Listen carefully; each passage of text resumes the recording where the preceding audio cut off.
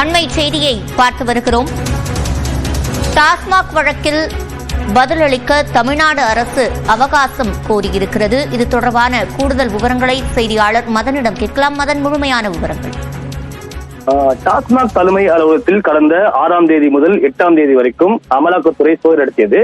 அந்த சோதனையின் பிறகு ஒரு அறிக்கையை வெளியிட்டது. அதாவது அந்த மதுபானங்கள் கொள்முதல் செய்தது, பார் உரிமம் வழங்கியது, மதுபான கடைகளில் கொண்டு செல்வதற்கான அந்த போக்குவரத்து திட்டர் உள்ளிட்டில் சுமார் 1000 கோடி வரைக்கும் முறைகேடு நடைபெற்றதாக அமலாக்கத்துறை ஒரு அறிவிப்பு வெளியிட்டது. இந்த ஒரு அறிவிப்பு சட்டவிரோதமானது, நடத்தப்பட்ட சோதனை சட்டவிரோதமானது அறிவிக்க கோரி சென்னை உயர்நீதிமன்றத்தில் டாஸ்மாக் தரப்பில் வழக்கு தொடரப்பட்டது. கடந்த முறை இந்த வழக்கு நீதிபதிகள் MS ரமேஷ் மற்றும் செந்தில்குமார் அமர்வு விசாரணை வந்தது. அப்போது டாஸ்மாக் தரப்பில் இது போன்று உள்நோக்கத்துடன் அமலாக்கத்துறை சோதனை நடத்தியதாகவும், அதாவது காலையில் பணிக்கு வந்த தங்களை இரவு வரைக்கும் காக்க வைத்ததாகவும், பெண் ஊழியர்களை இரவுக்கு வீட்டுக்கு செல்லாமல் மிக தாமதம் அனுப்பியதாகவும், பல்வேறு துன்புறுத்தல்களை வழங்கியதாகவும் அது போன்ற ஒரு குற்றச்சாட்டுகள் கடந்த முறை டாஸ்மாக் நிர்வாக தரப்பில் தெரிவிக்கப்பட்டது. இதைத் தொடர்ந்து இந்த டாஸ்மாக் இந்த அதிகாரிகள் மீது எடுக்கக்கூடிய நடவடிக்கைக்கு சென்னை உயர்நீதிமன்றம் கடந்த முறை ஒரு இடைக்கால தடை விதித்தது.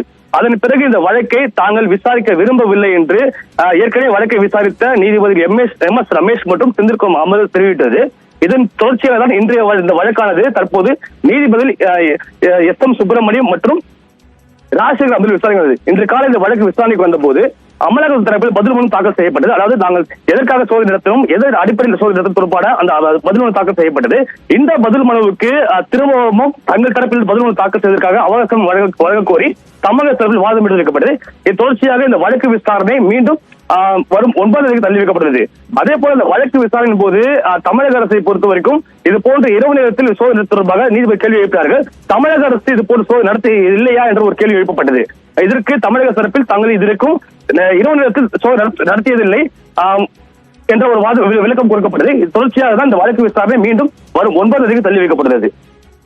விவரங்களை வழங்கியமைக்கு நன்றி மதன்.